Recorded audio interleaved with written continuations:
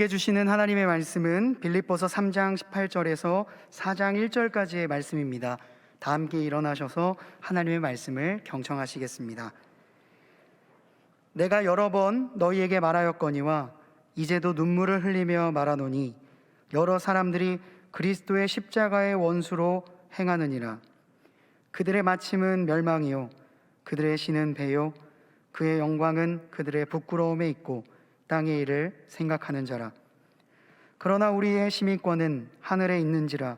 거기로부터 구원하는 자 곧 주 예수 그리스도를 기다리노니 그는 만물을 자기에게 복종하게 하실 수 있는 자의 역사로 우리의 낮은 몸을 자기의 영광의 몸의 형체와 같이 변하게 하시리라. 그러므로 나의 사랑하고 사모하는 형제들, 나의 기쁨이요 면류관인 사랑하는 자들아, 이와 같이 주 안에 서라. 이것은 하나님의 말씀입니다. 아멘. 지난주에 저는 설교를 통해서 교회는 사방에 흩어져 있는 사람들을 불러 모아서 회복시키는 공동체라는 이야기를 전달해 드렸습니다. 이것을 신학적으로 표현하면 하나님의 나라가 우리에게 임하는 사건, 하나님의 나라가 우리의 삶 가운데 다가오는 사건이라고 표현할 수 있겠는데, 예수님께서 하신 일은 멀리만 있던 하나님의 나라를 우리의 삶 가까운 곳으로, 심지어는 우리 안으로 가져오는 일을 하셨어요. 이것이 어떻게 가능하게 되었고 이것이 가지고 있는 의미가 무엇인지를 지난 금요일에 김태섭 교수님께서 아주 잘 설명을 해주셨어요. 그래서 거기에 있는 대목을 한 2분 30초 정도 짧게 요약해 왔습니다. 영상을 먼저 함께 보시죠. 모든 책에는 중심 인물이 있죠. 우리 신약 성경의 중심 인물은 누구예요? 예수 그리스도. 그리고 모든 책은 주제가 있습니다. 우리 신약 성경 전체를 관통하는 주제가 뭘까요? 바로 하나님 나라예요. 자, 근데 이 하나님 나라가 그럼 어디 있습니까? 누가복음 17장 21절에 여기 있다 저기 있다고도 못하리니, 이게 무슨 뜻이에요? 여기저기라고 하는 공간의 개념이 아니라는 거예요. 여러분, 우리가 하나님 나라 이러면은 되게 막 금으로 아스팔트 깔려 있고 주지용림의 화려한 유토피아의 공간, 그렇게 생각하기가 쉽지 않아요. 근데 하나님은, 예수님은 그게 하나님 나라의 핵심이 아니라는 거예요. 그런 공간의 개념이 핵심이 아닌 하나님의 나라가 너희 안에 있다, 그렇게 말씀하고 계시는 겁니다. 그러면은 그런 하나님 나라가 도대체 뭔가? 여러분, 우리가 하나님 나라 보통 그렇게 번역하는데 정확히 번역하면 하나님 왕국입니다. 여러분, 왕국과 나라, 이게 무슨 차이냐? 중요한 차이가 있죠. 근데 여러분, 나라는 왕이 없어도 성립이 되는데 왕국은 왕이 있어야만 성립이 되는 겁니다. 그럼 하나님 왕국이라고 했을 때 공간이 아니라 핵심은 어디에 있다? 하나님의 왕되십니다. 자, 하나님이 왕이 되시는 것이 하나님 나라의 핵심인데, 그런 하나님의 나라가 어떻게 임할 수가 있는가? 주기도문이 그걸 얘기해 주는 거예요. 여러분, 주기도문 예배 시간마다 외우잖아. 거기 보면은 두 번째 문장이 뭐라고 되어 있어요? 당신의 나라가 임하시오며. 그죠? 아버지의 나라, 그렇게 번역을 하고 있는데 정확한 번역은 당신의 나라. 어쨌든 하나님 나라가 임하시오며. 어떻게 하나님의 나라가 임하느냐 말이야. 그 다음 문장이 설명해 주는 거예요. 아버지의 뜻이 이루어지이다. 하늘에서와 같이 하나님의 뜻이 이루어지는 그곳에 하나님의 나라, 하나님의 왕국이 임한다라고 하는 겁니다. 그러니까 하나님 나라의 핵심은 뭐예요? 하나님의 왕대신과 그분의 통치가 구현되는 것. 바로 그곳에 하나님 나라가 임한다는 것. 쉽게 얘기해서 너의 왕이 누구냐는 거예요. 이게 성경 전체를 관통하는 주제라고. 하나님께서요, 흩어진 사람들을 다 교회로 불러 모으셨습니다. 그리고 그들의 아픔을 회복시키시고 상처를 싸매어 주셨죠. 그리고 그들에게 하나님 나라의 시민이라는 정체성을 불어넣어 주셨습니다. 예수님께서 하신 일은 뭐냐면 우리가 그냥 한 줌의 먼지와 같은 사람, 창백한 푸른 점에 거하는 먼지보다 못한 존재, 그게 아니라 하나님 나라의 시민이다, 하나님 나라의 백성이다, 이 얘기를 해주기 위해서 이 땅에 오셨다는 거죠. 하나님과 내가 연결되어 있다, 이 얘기를 해주고 계신 것입니다. 그로 인해 우리의 삶 가운데에는 하나님의 나라가 나의 세계와 나의 삶의 현장과 무관하지 않다는 이야기들이 퍼져나갈 수 있게 되는 거죠. 한 인문학자가, 그분은 기독교인은 아닙니다. 그러나 성탄절에 대해서 이렇게 이야기를 했습니다. 이런 정보, 하늘과 땅이 연결되어 있다는 이런 정보를 가진 세계는 그것이 없는 세계보다는 훨씬 나은 세계이다. 아무리 더럽고 어지럽고 피냄새 나는 곳이라고 할지라도 내가 있는 곳이 어떤 신성한 것과 맞닿아 있다, 연결되어 있다라고 생각하는 순간 그 세계가 사람들에게 갖는 의미가 달라지기 때문이다, 이렇게 말을 했습니다. 김태석 교수님의 영상에서 교수님께서는 이렇게 말하셨죠. 하나님의 나라가 정확히는 하나님의 왕국이다. 그러니까 왕이신 하나님이 통치하시는 장소가 곧 하나님의 나라인데, 여기 저기 저쪽 이쪽 이런 개념보다 하나님의 통치가 임하는 어디든 하나님의 나라가 될 수 있다라는 개념을 말씀하신 거예요. 그러면 그 하나님의 나라가 나에게 있다면 하나님의 나라의 기준은 장소가 아니라 내가 서 있는 그 곳이 될 것이라는 거예요. 오늘 본문은 이를 아주 잘 설명해 주고 있습니다.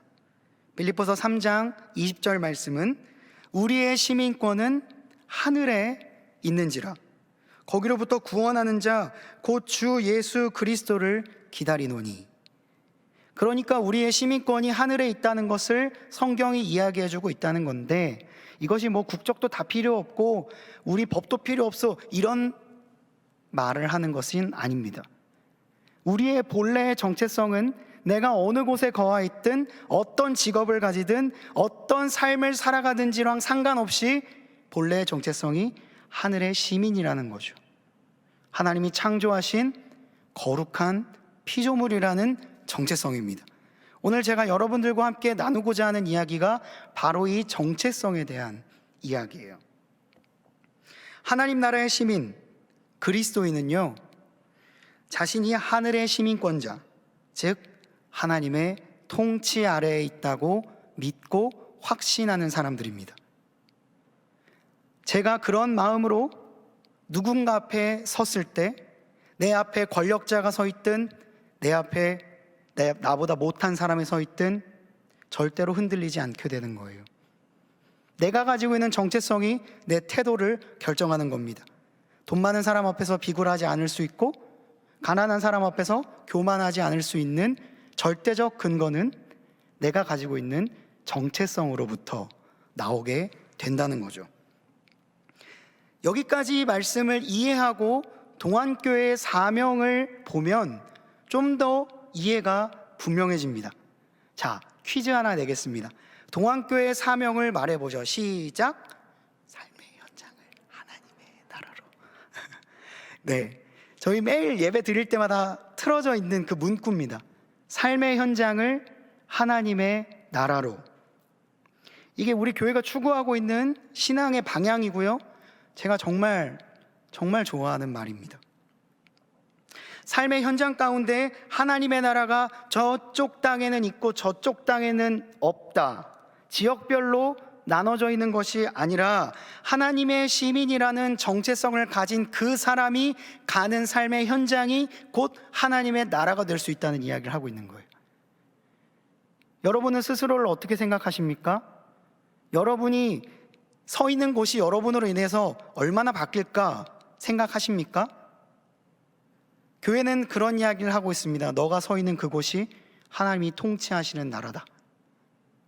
너가 있는 곳이 바벨론과 같을지라도 너의 정신이 결국 너를 이끌어갈 것이다 라는 이야기를 하고 있는 겁니다. 그래서 찬송가 438장은 이렇게 노래하고 있는 걸지도 모르겠어요. 높은 산이 거친 들이 초막이나 궁궐이나 내 주 예수 모신 곳이 그 어디나 하늘나라 라고 말하고 있는 거죠. 초막이나 궁궐이나 거친 들이 높은 산이 그게 중요한 게 아니고 내 주 예수 그리스도를 모신 그곳, 내가 선 그곳이 하나님의 나라라는 이야기를 하고 있는 겁니다. 여러분, 이 생각이 말장난 같은데요? 이게 우리의 삶이랑 크게 상관이 있을까요? 라는 생각이 들 수 있습니다. 근데 놀랍게도요, 이 생각이 독일의 종교개혁자 루터에게 영향을 미쳤습니다. 그래서요, 그가 내가 성직자인데 성직자인 나만 성직이 아니라 저기 아침에 일찍 일어나서 빵을 굽는 사람도 하나님의 나라의 시민이라고 본다면 그 사람이 굽는 빵은 하늘의 빵이다 라는 생각을 하게 되고, 저기 쓰레기를 치우는 사람, 저 사람도 하나님의 나라를 위해 일하고 있는 성직이구나 라는 생각을 하면서 종교개혁을 일으키게 됩니다. 여러분, 어떤 군사적인 능력으로 종교개혁을 일으킨 게 아니에요. 인간을 인간되게 하기 위해, 사람의 사람됨을 설파하기 위해서 종교개혁이 이루어지게 된 겁니다. 그 거대한 개혁의 시작은 한 사람의 가치를 온전하게 보는 그 시선과 관점에서부터 시작한 거예요. 그래서 제가 독일에서 잠깐 생활할 때 놀랐던 적이 있습니다. 의사는 당연히 돈을 많이 버는 줄 알고 공사장에서 젊은 친구들이 일하고 있는데 그 사람들이 약간 힘들어 보이는 거예요. 그런데 옆에 있는 우리 선교사님이 이렇게 말했습니다. 의사나 저 사람이나 연봉은 비슷해. 운전하는 저 사람이나 법관이나 큰 차이가 없어. 이게 다 그런 직업관에서 나오는 거야. 제가 그것을 알고 얼마나 많이 놀랐는지 모릅니다. 현대 유럽 사회에 더 나아가서 우리의 이 세상 가운데 혹여나 모든 직업이 또 각자만의 가치를 가지고 인정받는 세상이 되기 위해서는요, 우리가 가지고 있는 생각이 너무나도 중요한 거예요. 당연히 기술을 가지면 돈을 많이 벌어야죠. 그런데 그 기술은 한 손에 든 메스나 한 손에 든 삽이나 똑같은 겁니다. 그런 생각들이 기독교의 윤리 안에는 담겨져 있는 거예요. 오늘 우리가 읽은 말씀은 단순히 그냥 성경 말씀으로 끝나는 것이 아니라 한 나라와 한 개인의 인생을 바꾸는 말씀이 될 수 있는 겁니다. 그래서 이 말씀이 오늘 우리에게도 동일하게 적용될 수 있는 거죠. 오늘 설교의 제목은 속인주의입니다. 사실 저는 이게 정치 그리고 법 용어인데 사실 전 그런 분야를 잘 알진 못합니다. 가끔 이렇게 들은 거 가지고 갖고 오는 건데, 속인주의 혹시 들어보셨나요? 혹여나 전공하시는 분들은 이 말의 의미를 잘 아실 겁니다. 이 말은 나랑 별로 상관없는 것처럼 보이지만 우리 모두에게 다 적용되고 있는 법입니다. 혹여나 해외에서 여러분이 어떤 잘못에 연루되었을 때 여러분들을 다스리는 법은 대한민국 법입니다. 이게 무슨 말이냐면 장소랑 상관없이 그 사람이 가진 국적이 그 사람의 죄를 판단하는 기준이 된다는 말이에요. 반대는 속지주의라고 할 수 있겠죠. 땅에 들어가면 그 법을 따르는 겁니다. 로마에 가면 로마법을 따르라, 뭐 이런 말들이 속지주의에 해당하는 말이라고 할 수 있어요. 속인주의는 대한민국에 우리에게 적용되는 법 중에 하나입니다. 우리가 어느 곳에 있든, 미국에 있든 다른 나라에 있든 우리는 대한민국 국민이라는 그 법 아래에서 판단을 받는다는 거예요. 이것을 우리의 신앙에 적용해 보죠. 우리의 시민권이 하늘에 있다면, 그리고 그 하늘의 시민권이 속인주의를 발동한다면 우리는 어떤 하나님의 통치 아래에 있게 되는 걸까요? 미국의 시민권자는 미국의 법을 따라가게 됩니다. 하늘의 시민권자는 하늘의 법을 따라가게 되는 거죠. 그곳이 어디이든. 제가 만난 수많은 사람들 중에는 교회에 있을 때의 모습과 다른 곳에 있을 때의 모습이 다른 사람들이 참 많았습니다. 그것을 처세라고 말하기도 했습니다. 더 나아가서 지혜롭다라고 행동할 만큼 교회에서의 나의 모습과 친구들 사이에서 나의 모습과 한국에 있을 때 내 모습과 해외 나갔을 때의 나의 모습과 아침에 나의 모습과 밤에 나의 모습이 다른 사람들이 참 많았어요. 저도 그렇습니다. 그런데 우리는 속인주의라는 법 안에서 모든 생각을 하고 있는데 왜 하나님의 시민의 속인주의라는 생각은 하지 못하는 걸까요? 왜 어느 곳에 가면 기독교인이 아닌 것처럼 살아가고 어느 곳에 가면 그 누구보다 기독교인 마음을 갖고 살아가는 걸까요? 우리의 중심에 있는 생각은 정체성인가요? 아니면 장소인가요? 속인주의는 우리에게 그런 생각을 하게 만드는 이야기입니다. 작년에 유행했던 말이 하나 있습니다. 그게 뭐냐면 멀티 페르소나. 일종의 부캐 현상이 이 세상을 강타해서 신동철 목사가 화면에서는 막 깡도 추고 그랬단 말이죠. 그런 것들이 유행이었던 시기였기 때문에 때로는 여기서는 신동철 목사지만 저기서는 그냥 동네 형처럼 있었던 것이 매력적인 것처럼 느껴지는 2021년을 보냈습니다. 다양한 정체성을 가지는 것, 다양한 나만의 캐릭터를 구축하는 것이 한 사람이 가질 수 있는 매력이라고 표현되는 시대 가운데서 우리가 살았어요. 그래서 이것도 잘하고 저것도 잘하고, 아니 저 사람은 저런 직업을 가졌는데 이런 취미까지 가졌어? 라는 것이 젊은이들 사이에서 인싸가 되는 하나의 기준이기도 했습니다. 그런 사람들이 매스컴에도 많이 나왔고요, 유튜브에서도 조회수가 엄청났어요. 그러나 모든 것에는 명과 암이 있죠. 수많은 사람들이 멀티페르소나, 그러니까 수많은 가면들을 막 만들어내면서 속 안에서 이런 질문들이 나오기 시작했을 겁니다. 그럼 나는 누구지? 도대체 나는 누구지? 그래서 날씨가 추워질 때쯤부터 사람들은 MBTI에 열광했던 것 같습니다. 진짜 내가 뭐지? 유형으로 나눠서까지라도 내가 어떤 사람인지를 밝혀내고 싶었던 걸지도 모르겠어요.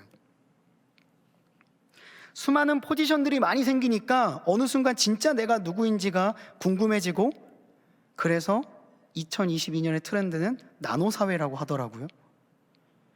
이제 다 세분화시켜서 내가 어떤 것인지를 나노화시키는 거죠. 참 그런 유행에 제가 참 민감하면 참 좋겠는데 저는 태생적으로 둔한 편입니다. 남들 다 유행하고 있을 때 이게 뭐야 하다가 제가 할 때쯤은 다 끝나 있습니다.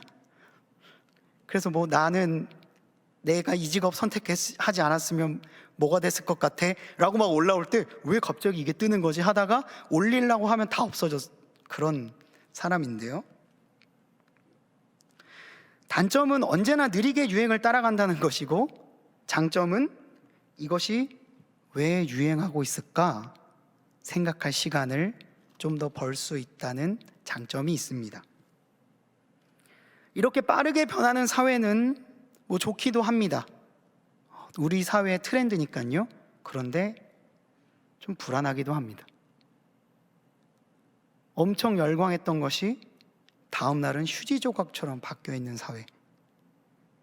내 정체성이 어느 날은 각광을 받다가 어느 날은 냉대를 받는 사회. 심지어 교회도 계속해서 세대와는 맞지 않는 구시대적인 느낌만을 주고 있는 세대 속에서 사실은 기쁜 게 아니라 좀 혼란스러운 것이 사실입니다. 그래서 저는 정체성에 대해서 조금 더 생각해 보기로 했습니다. 어차피 유행에 둔한 거 좀만 한 발짝 뒤로 물러서서 그러면 내 정체성이 뭔지를 좀 더 생각해 보자 라는 생각으로 오늘 말씀 준비하게 되었는데요.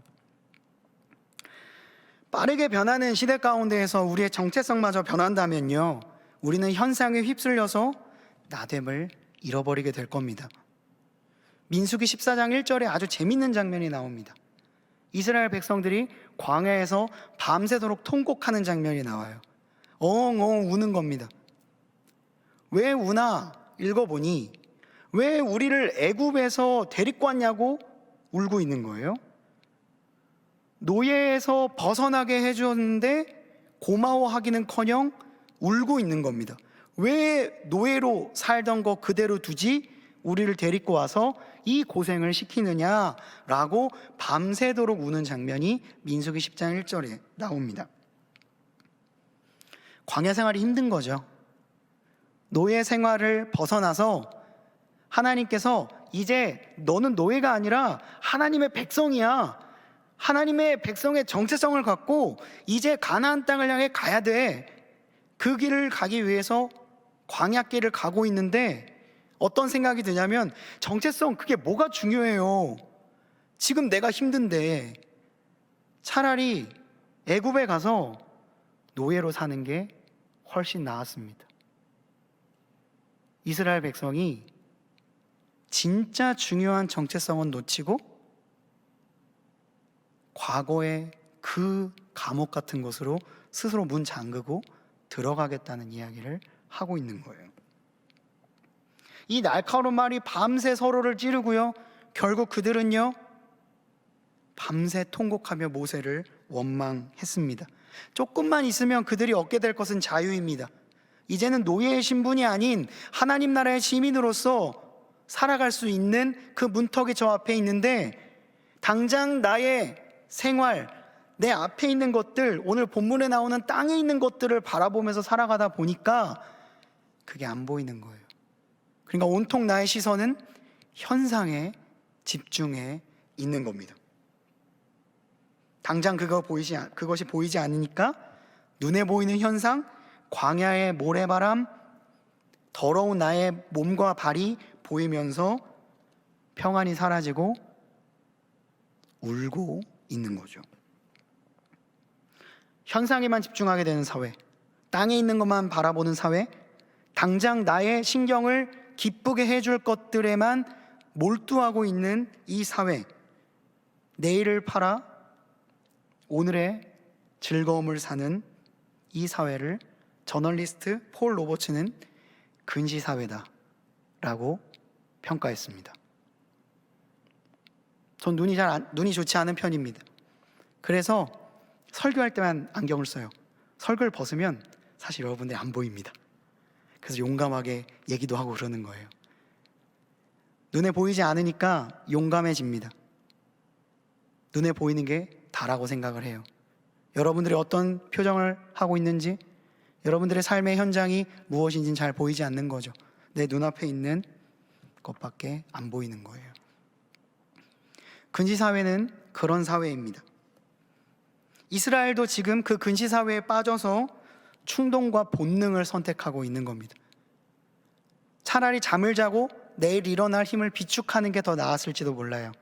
그런데 밤새 우느라고 다음날 제대로 움직이지 못하게 되었을 거예요. 이들의 모습을 보며 저 스스로에게 이렇게 질문한 적이 있습니다. 너는 어떤 상황에 놓여 있니? 그들의 모습과 너는 상관이 없니? 저에게 물어보니 저 스스로도 눈앞에 있는 것에 허덕이며 살고 있더라고요. 그리고 당장 사람들의 반응, 당장 이것을 했을 때에 사람들의 평가가 두려워서 더 넓은 세상을 바라보지 못하고 있는 것을 발견할 수 있었습니다. 그러면서 하나님께 이렇게 기도했던 적도 있는 것 같습니다. 주님, 차라리 노예로 살던 때가 좋았습니다. 차라리 하나님 모르고 살던 때가 더 편했던 것 같아요. 이런 이야기들도 서슴지 않고 했던 저였습니다. 그런데 사랑하는 여러분, 상황에 따라 정체성이 바뀐다면 우리는 결국 길을 잃을 것입니다. 당장의 호응에 따라 나의 삶의 신념을 바로바로 바꿔버린다면 우리는 머지않아 굉장히 허무해질 겁니다. 사람들의 말에 따라, 그리고 눈앞에 보이는 현상에 따라 시선이 몰려서 나의 정체성을 잃어갈 때 그 흐름을 역행할 수 있는 단 하나의 무기가 있다면 저는 그것은 정체성이라고 생각을 합니다. 그리고 그 정체성은 언제 발생하게 되느냐? 내가 하나님 나라의 시민이라는 것을 굳게 믿을 때. 내가 뭔 하나님의 나라의 시민이야. 나 같은 사람이 뭔. 하지만 제가 지난주에 말씀드렸다시피 하나님의 나라가 진입장벽을 낮추어서 목마른 모든 자에게 오픈되었다는 이야기를 드렸습니다. 그렇다면 여러분들은 하나님 나라에 대한 갈증만 있다면, 그 나라에 소속되고 싶다는 마음만 있다면 들어갈 수 있다는 거예요. 그런 점에서 이 하나님의 나라가 여러분들의 정체성이고, 놀랍게도 수많은 팔로워나 수많은 돈보다 더 여러분들을 견고하게 지키는 정체성이 될 거예요. 성경 안에는요, 이런 속인주의를 삶으로 실천했던 사람들의 이야기가 너무나도 많이 들어가 있습니다. 성경에 나왔던 사람들은요, 그들은 환경에 따라 자신의 길을 결정했던 사람들이 아니고요, 그 환경에서도 자신의 정체성으로 그것을 지켜냈던 사람들이었어요. 되게 많은데 그 중에 에스더, 다니엘, 에스겔 이야기만 잠깐 해보겠습니다. 에스더, 어떤 사람인가요? 그녀는 눈을 뜨면 페르시아의 나라에서 눈을 떴습니다. 나의 동족보다 페르시아 사람들이 훨씬 많았어요. 페르시아의 문화, 페르시아의 생각들이 지배하고 있는 곳에서 눈을 뜨고 눈을 감았습니다. 그러나 이 에스더에게는 어떤 정체성이 있었느냐? 나는 하나님의 백성이다, 나는 하나님의 자녀다 라고 하는 생각이 있었기 때문에 아하수에로 왕 앞에서도 죽으면 죽으리이다 라는 마음으로 나아갈 수 있었던 거예요. 왕후가 되면 많은 권한이 있습니다. 그러면은 그냥 차라리 페르시아에서 왕처럼 살면 되는데, 그것보다 더 중요했던 건 그녀가 가지고 있는 정체성이었던 거죠. 그러니까 에스더서에는 하나님이라는 이름이 한 번도 등장하지 않거든요. 그만큼 그 동네가 하나님을 말할 수 없는 동네였다는 거예요. 그러나 에스더는 하나님이라는 말 한마디도 하지 않고서도 하나님의 자녀라는 것을 자신의 정체성을 통해 밝히게 됩니다. 다니엘은 어떤가요? 바벨론의 포로로 잡혀갔습니다. 다니엘의 이름의 뜻은요, 하나님께서 심판하신다 라는 뜻이에요. 그런데 그 이름이 벨드사살로 바뀝니다. 벨드사살, 무슨 뜻일까요? 벨이여, 그의 생명을 지켜주옵소서. 그러니까 하나님께서 심판하신다 라는 이름으로 갔는데, 벨이라고 하는 우상이 그의 생명을 지켜달라는 이름으로 바꿔놓는 거예요. 바벨론 사람들이 아주 의도적으로 그의 이름을 바꿔놓는 겁니다. 너의 이름 안에 하나님이 들어가 있네? 바꾸자, 벨로. 알파벳 하나만 바꾸면 너의 인생은 달라질 거야 라고 말을 하는 거죠. 다니엘은 벨드사살로 이름을 바꿉니다. 그러나 그 안에서도 자신이 갖고 있는 신념을 놓지 않게 돼요. 이름은 바뀌었을지언정 하나님의 자녀라는 자신의 정체성은 결코 바뀌지 않았던 거죠. 그래서 1장 8절은 이렇게 말합니다. 다니엘은 뜻을 정하여 왕의 음식과 그가 마시는 포도주로 자기를 더럽히지 아니하리라 하고 자기를 더럽히지 아니하도록 환관장에게 구하니. 나중에 능력을 인정받아 궁정에서 녹을 먹는 사람이 되었을지라도 그의 생각은 변함이 없었습니다. 그가 엄청난 권력을 쥐었음에도 불구하고 그는 하루에 3번씩 늘 습관에 따라 하나님을 향하여 기도를 했습니다. 그것 때문에 죽임을 당할 뻔했지만 그것 또한 자신이 가진 정체성으로 이겨냈던 거예요. 시종일관 나의 나라, 나의 정체성, 나를 부르신 하나님을 기억하며 그 기나긴 암흑과 같은 포로기를 견뎌냈고 수많은 사람들에게 희망을 주었던 거예요. 그가 그럴 수 있었던 이유는 그의 자리가 그의 정체성을 결정하지 않았기 때문입니다. 그의 정체성이 그의 자리를, 그의 삶의 태도를 결정했기 때문이었어요. 에스겔도 비슷한 시기에 바벨론의 포로로 잡혀갔습니다. 어린 나이에 잡혀가서요, 25살이 되는 나이에 가서 5년 동안 노역을 했습니다. 그는 제사장이었지만 바벨론 그발강가에서 운하건설에 동원되는 노역자로 바뀌면서 제사장은 무슨 그냥 노동자가 되었습니다. 5년이라는 시간 동안 그가 제사장의 직무를 하지도 못했고, 원래대로라면 수습제사장이 되어야 될 그 나이대에 돌을 나르고 운하를 건설하는 사람이 되어 있으면 다 포기할 법도 한 거예요. 아, 내 인생 망했구나 생각할 수 있습니다. 하지만 그는 그 그발강가에서 5년 5일 된 그해 자기 자신을 이렇게 에스겔서에서 소개하고 있습니다. 부시의 아들 제사장 나 에스겔. 다른 사람이 들으면 비웃었을 거예요. 뭐? 제사장? 넌 그냥 노동자일 뿐이야. 이미 나라는 망했는데 뭔 제사장이야. 그러나 에스겔은요, 에스겔서를 시작하면서 이렇게 말합니다. 부시의 아들 나 제사장 에스겔. 그게 무슨 말일까요? 바벨론의 폭정도, 그가 가지고 있는 처지도, 그가 지금 처해 있는 이 비참한 상황도 그의 정체성을 흔들 수 없다는 겁니다. 지금 비록 나는 이렇게 살지만 나는 하나님의 자녀다 라는 생각이 에스겔 그의 인생을 이끌고 가고 있는 겁니다. 절망을 딛고 일어설 수 있는 힘이 있습니다. 그 힘은 내가 누구인지를 아는 겁니다. 참혹한 수용소에서도 자신이 누구인지를 아는 사람은 그 엄청난 고통을 이겨냈다고 빅토르 프랑클은 이야기했습니다. 세상 그 어떤 것이 우리를 공격하고 우리를 무너뜨릴지라도 결코 무너뜨릴 수 없는 것은 내가 어떤 삶을 살 것인가, 내가 어떤 사람인가 하는 정체성은 나치의 강압적인 폭력도 끊을 수 없었던 거예요. 여러분, 포지션이 우리를 규정하는 게 아닙니다. 우리의 정체성이 포지션을 끌고 오는 거죠. 사람을 정말 고통스럽게 하는 몇 가지가 있습니다. 그 중에 하나는 신념을 꺾어버리게 하는 겁니다. 어떤 심리학자는 그것이 거의 죽음에 가까운 고통과 같다라고 이야기하기도 했어요. 저도 하고 싶은 일들이 있었습니다. 저도 하고 싶은 포지션이 있었어요.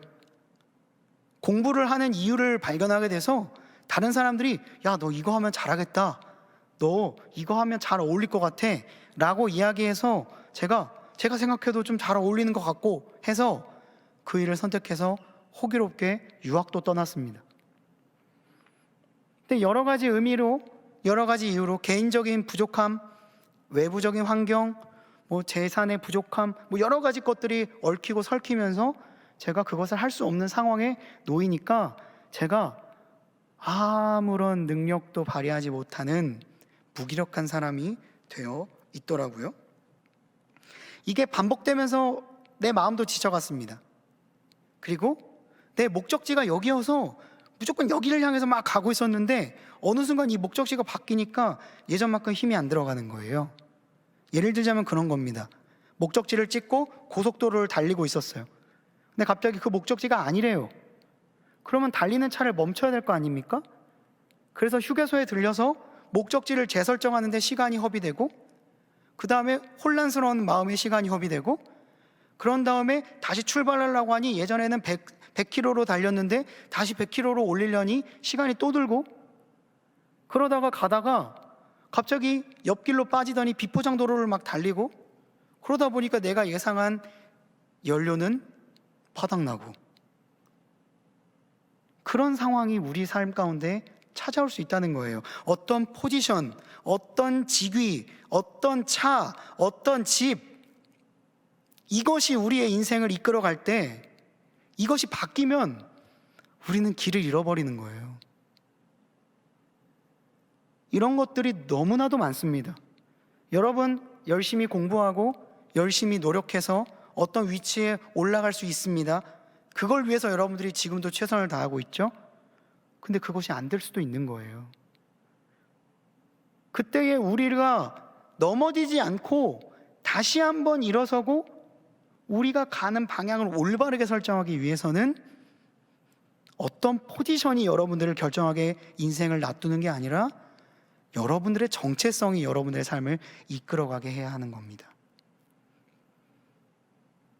친구들이 이야기했던 거, 그리고 제가 추구했던 건 교수였어요. 그렇게 돼야만 그리스도인이 뭔가 제대로 되는 거라고 생각했습니다. 물론 김태석 교수님 보니까 정말 대단한 분이라는 걸 느꼈습니다. 근데 제가 만약에 그분의 메시지에 집중하는 게 아니라 그분이 갖고 있는 직함에만 집중하고 있다면 저는 설교를 못 들었을 거예요. 부럽다. 나도 저 교수님처럼 돼야 될 텐데 라고 생각했겠죠. 그러나 우리가 가져야 되는 것은 포지션보단 올바른 정체성입니다. 여러분들이 어떤 위치에 올라가는 것, 그렇게 해야 나의 삶이 내가 원하는 그리스도인의 모습이 될 거라는 생각이 아니라 내가 그리스도인으로 어떻게 살 것인가, 내가 이 속인주의를 어떻게 생각하며 살 것인가, 그것을 알 때에 뒤를 돌아보시면 그 포지션이 여러분 뒤를 쫓아오고 있을 겁니다. 기독교인들이 가지고 있는 근자감은 보이지 않는 하늘의 시민권에서 나오는 거예요. 여러분, 저를 그 암흑 같은 곳에서 꺼집어내줬던 책이 있습니다. 이건요, 조나단 에드워즈라고 하는 위대한 신학자이자 설교자의 설교집이에요. 근데 설교 제목이 자그마치 신학 공부의 필요성과 중요성입니다. 이런 제목으로 여러분들에게 설교를 하면 여러분 굉장히 힘들 거예요. 그런데 그가 이 설교를 통해 미국의 대각성 부흥 운동을 이끌면서 했던 중요한 말이 뭔지 아십니까? 뭐냐면요, 올바른 신학이 올바른 삶을 견인해 간다 라는 말이었어요. 올바른 생각이 올바른 삶을 결정한다. 흔히 그런 말 하죠. 생각하는 대로 살지 않으면 사는 대로 생각하게 된다. 우리의 삶을 이끌어가는 것은 내가 누구인가? 내가 어떤 사람인가? 하나님은 내가 어떤 사람이 되길 원하시는가? 거기서부터 출발해야 합니다. 그래서 히브리서 6장 19절 그 말씀은 이렇게 우리에게 말하고 있는지도 모르겠습니다. 우리가 이 소망을 가지고 있는 것은 영혼의 닷 같아서 튼튼하고 견고하여 휘장 안에 들어가나. 그러니까 풍랑이는 삶 가운데에 우리의 삶을 견고하게 지탱해 줄 수 있는 것은 영혼의 닷, 그 닷의 주인이신 예수 그리스도라는 말이에요. 에스더, 다니엘, 에스겔, 그 다음이 여러분이 될 수 있는 겁니다. 여러분의 삶이, 여러분의 생각이 여러분이 가지고 있는 하나님의 나라의 시민이라는 정체성이 여러분의 삶을 이끌어갈 거예요. 넘어졌다가 다시 일어나는 그 경험을 통해 저는 한 가지 확신을 가지게 되었습니다. 바로 나는 하나님 나라의 시민이다. 누가 그럴지 모르죠. 목사님 진짜 그거 증명할 수 있어요? 물론 증명할 건 없죠. 그러나 저는 믿습니다. 성경 안에서 하나님을 따르기로 결심한 자에게 하나님 나라의 시민권이 부여된다는 거 말씀했기 때문이죠.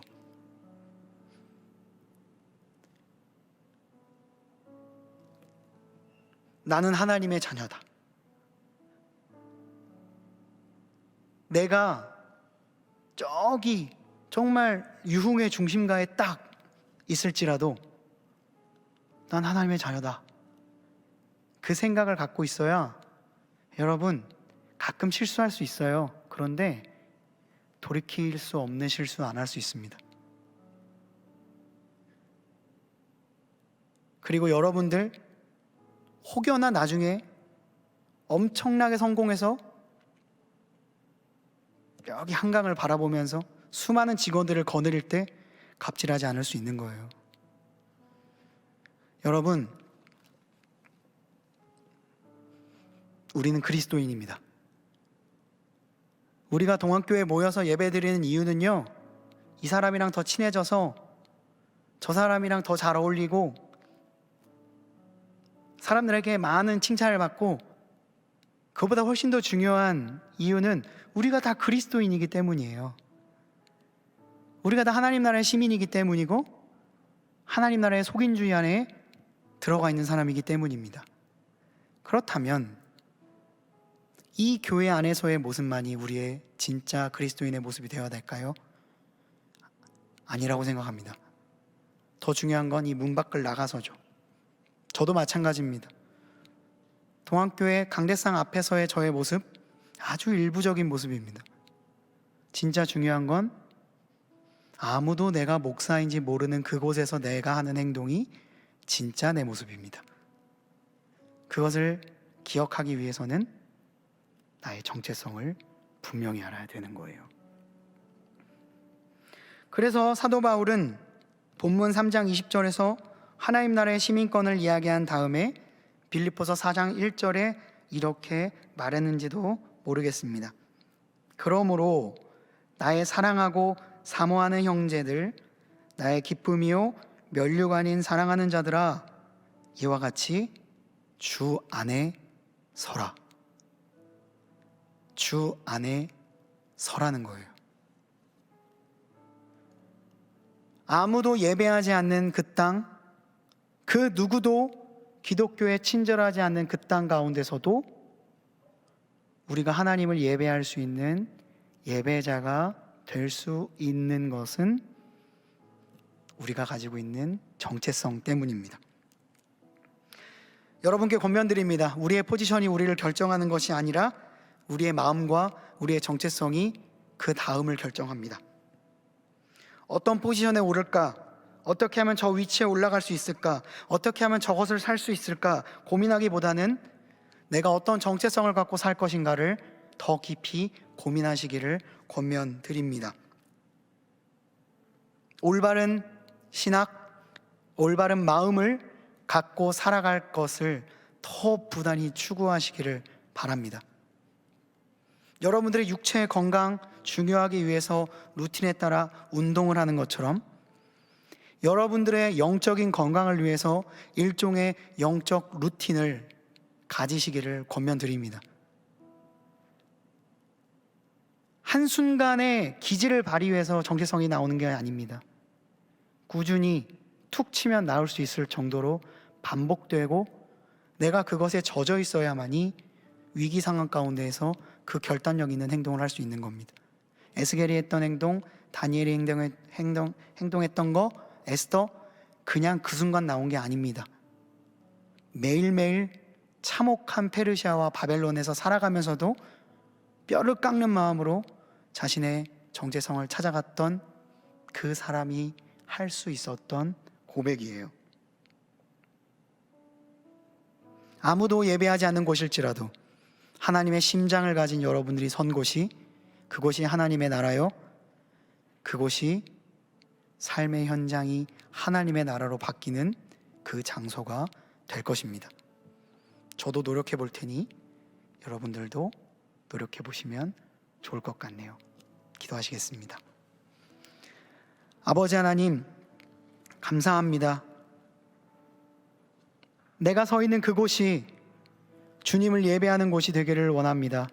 내가 있는 학교, 내가 일하는 그곳, 그리고 내가 만나는 사람들과의 모임, 그리고 나를 모르는 사람들과의 그 장소에서 나의 삶을 지탱하는 것은 분위기도, 그리고 멋져 보이려고 하는 것도 아니고 나의 정체성임을 기억하게 하여 주시옵소서.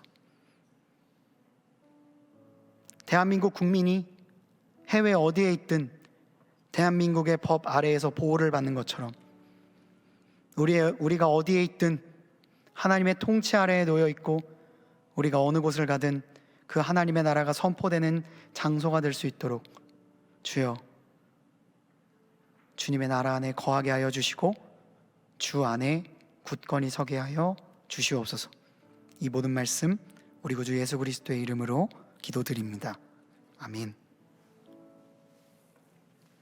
말씀을 기억하며 다 함께 일어나셔서 예배자 찬양하시겠습니다.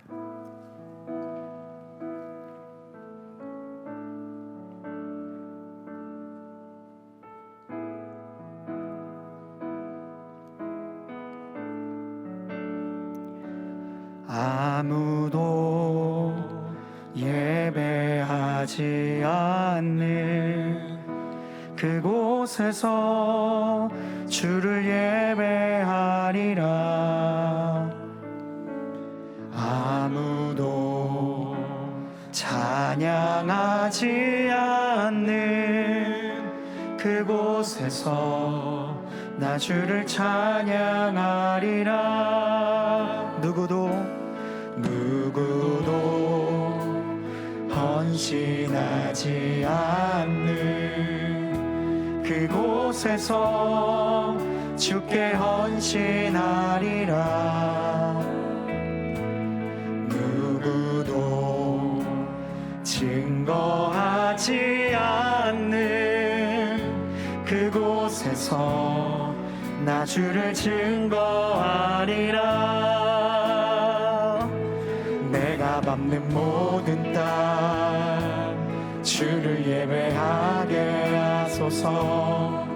주의 보혈로 덮어지게 하소서.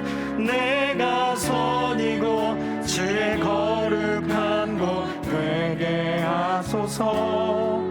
주의 향기로 물들이소서. 우리 다시 한번 찬양하길 원합니다.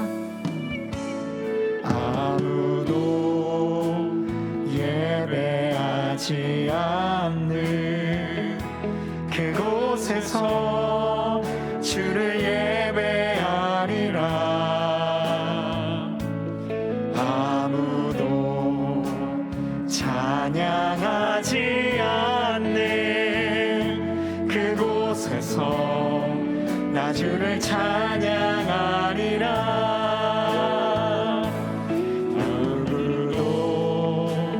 헌신하지 않는 그곳에서 주께 헌신하리라. 누구도 증거하지 않는 그곳에서 나 주를 증거하리라. 내가 밟는 모든 땅, 내가 밟는 모든 땅 주를 예배하게 하소서. 주의 보혈로 덮어지게 하소서. 내가 선이고 주의 거룩한 곳 되게 하소서. 주의 향기로 물들이 내가 밟는 모든 땅, 내가 밟는 모든 땅 주를 예배하게 하소서. 주의 보혈로 덮어지게 하소서. 내가 선이고 주의 거룩한 곳 되게 하소서. 주의 향기로 물들이소서. 우리 이 시간 함께 기도했으면 좋겠는데요. 여러분 우리 가슴에 손을 얹고 기도했으면 좋겠습니다. 제가 아까 눈이 잘 안 보인다 그랬죠? 실제로 여러분들 잘 안 보입니다. 근데 보는 것처럼 행동하고 있어요. 근데 저는 속으로 이렇게 생각하고 있습니다. 주님의 우리를 하나님의 나라의 백성으로 보고 계신다. 내가 비록 지금 여러분들의 얼굴이 안 보여도 하나님은 여러분들을 그렇게 보고 계신다. 그렇게 보면 지금 저에게는 여러분들이 한 명 한 명이 하나님 나라의 시민처럼 보입니다.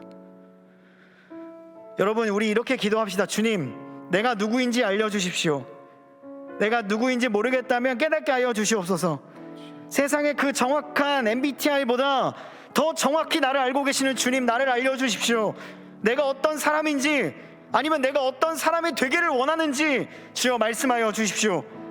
내가 나를 생각하는 것, 그거보다 더 나를 더 잘 아시는 주님, 그 주님이 지금 나를 보시는 그 시선으로 나를 바라보기를 원합니다. 내가 있는 그 모든 어떤 땅이든지 하나님의 나라로 만들어갈 수 있는 그 영적인 정체성을 우리에게 허락하여 달라고 이 시간 함께 합심하여 기도하도록 하겠습니다. 기도합니다. 아버지 하나님, 우리의 삶 가운데에 말씀하여 주시옵소서. 우리가 누구인지, 내가 어떤 존재로 지음을 받았는지, 내가 어떤 존재였고, 그리고 하나님은 지금 나를 어떻게 보시는지, 오히려 눈이 안 보이니까 더 잘 보이게 하여 주시옵소서. 하나님 아버지, 세상 가운데 우리는 수많은 멀티페르소나를 만들어 왔습니다. 때로는 인스타에 가려서 나의 진짜 모습을 포장하기도 했고, 사람들에게 나의 삶을, 나의 것을 보여주지 않기 위해 우리는 수많은 부산물들로 우리를 채워왔습니다. 아버지 하나님, 하나님은 그 모든 것들을 마치 거울이 보는 것처럼 우리에게 보여주시는 분임을 믿습니다.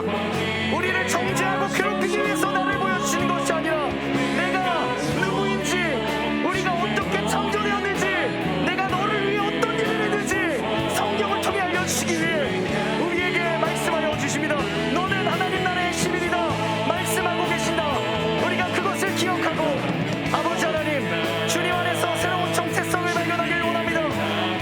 내가 나를 정의하는 것이 아니라 하나님 나라의 정체성을 가지고 하나님 나라의 시민으로서 나의 정체성을 다시 한번 견고히 세울 수 있는 우리 모두가 주여 되게 하여 주시옵소서. 우리의 마음을 다해 주님 찬양하며 나가겠습니다. 내가 밟는 모든 땅, 내가 밟는 모든 땅, 주를 예배하게 하소서. 주의 보혈로 덮어지게 하소서. 내가 선이고 주의 거룩한 곳 되게 하소서. 주의 향기로 물들이소서. 내가 밟는 모든 땅, 내가 밟는 모든 땅, 주를 예배하게 하소서. 주의 보혈로 덮어지게 하소서. 내가 선이고 주의 거룩한 곳 되게 하소서. 주의 향기로 물들이소서. 우리 목소리로 찬양합니다. 내가 밟는 모든 땅, 주를 예배하게 하소서. 주의 보혈로 덮어지게 하소서. 내가 선이고 주의 거룩한 곳 되게 하소서.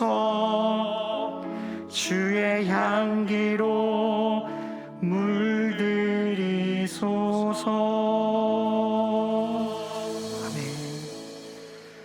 우리 2월 이달의 말씀을 함께 믿음으로 선포하시도록 하겠습니다.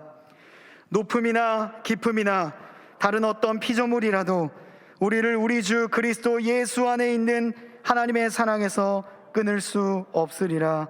아멘.